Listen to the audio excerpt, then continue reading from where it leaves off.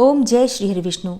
जय माता रानी। दोस्तों, आपके अपने चैनल धर्म साधना में आपका बहुत बहुत स्वागत है। माँ भगवती दुर्गा की कृपा सदैव आप और आपके समस्त परिवार पर बनी रहे। ज्येष्ठ मास के शुक्ल पक्ष की एकादशी को निर्जला एकादशी कहा जाता है। इस दिन भगवान श्री हरि विष्णु की विधि विधान से पूजा की जाती है। निर्जला एकादशी, जैसे कि नाम से ही पता चलता है, इस एकादशी में जल का सेवन भी नहीं किया जाता।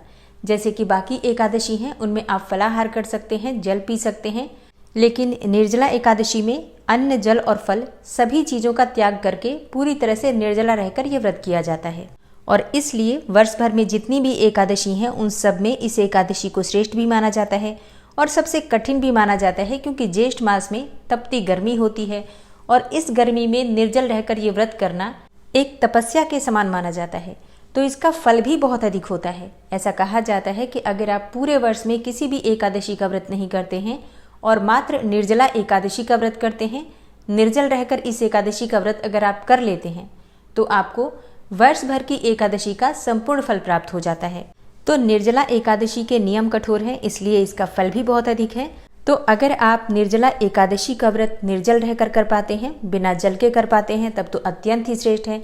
मान लीजिए आपका स्वास्थ्य ठीक नहीं है और आप निर्जल नहीं भी रह पाते हैं, तो भी फलाहार के द्वारा, जलाहार के द्वारा भी आज आपको व्रत करना चाहिए। देखिए, अगर आप सभी एकादशियों का व्रत नहीं भी करते हैं तो भी निर्जला एकादशी के दिन आप व्रत धारण कर सकते हैं। जरूरी नहीं आप सभी एकादशियों का व्रत करें, लेकिन निर्जला एकादशी का व्रत आपको फिर भी करना चाहिए, क्योंकि अगर आप निर्जल नहीं भी रह पाते हैं, फलाहार के द्वारा भी कर लेते हैं, तो भी ये एकादशी बड़ी एकादशी मानी जाती है।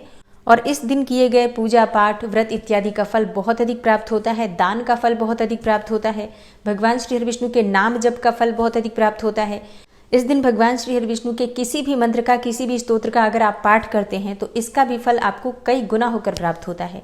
निर्जला एकादशी के दिन घड़े का दान करना श्रेष्ठ माना जाता है, मतलब जल से भरे हुए घड़े का दान करना श्रेष्ठ माना जाता है। बहुत से स्थानों पर लोग प्याऊ लगवाते हैं, शरबत बांटते हैं, क्योंकि आज के दिन जल बांटना, जल का वितरण करना बहुत श्रेष्ठ माना जाता है। और अगर आप निर्जला ये व्रत कर रहे हैं, बिना जल के आप ये व्रत कर रहे हैं और उस अवस्था में अगर आप जल का वितरण करते हैं तो इसका फल और भी अधिक हो जाता है, क्योंकि स्वयं प्यासे रहकर और दूसरों को जल पिलाना ये महान पुण्य माना जाता है। जो भक्त पहली बार एकादशी का व्रत प्रारंभ करना चाहते हैं, और कई भक्तों के प्रश्न आते हैं कि क्या हम पहली बार व्रत प्रारंभ कर सकते हैं एकादशी का। देखिए, निर्जला एकादशी है, इस दिन से आप चाहें तो अपने एकादशी व्रत का प्रारंभ कर सकते हैं।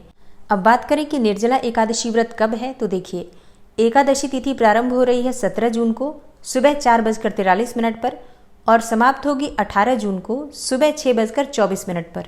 तो सूर्योदय कालीन एकादशी तिथि हमें प्राप्त हो रही है 18 जून को, यानी कि मंगलवार के दिन। इसलिए एकादशी का व्रत, निर्जला एकादशी का व्रत 18 जून 2024 मंगलवार को रखा जाएगा। तो एकादशी से एक दिन पहले दशमी तिथि के नियम का पालन किया जाता है। ऐसे में 17 जून को दशमी तिथि के नियम का पालन करेंगे। दशमी तिथि को शुद्ध और सात्विक भोजन लेना चाहिए, भूमि पर शयन करना चाहिए और ब्रह्मचर्य का पूर्ण रूप से पालन करना चाहिए। फिर 18 को एकादशी है।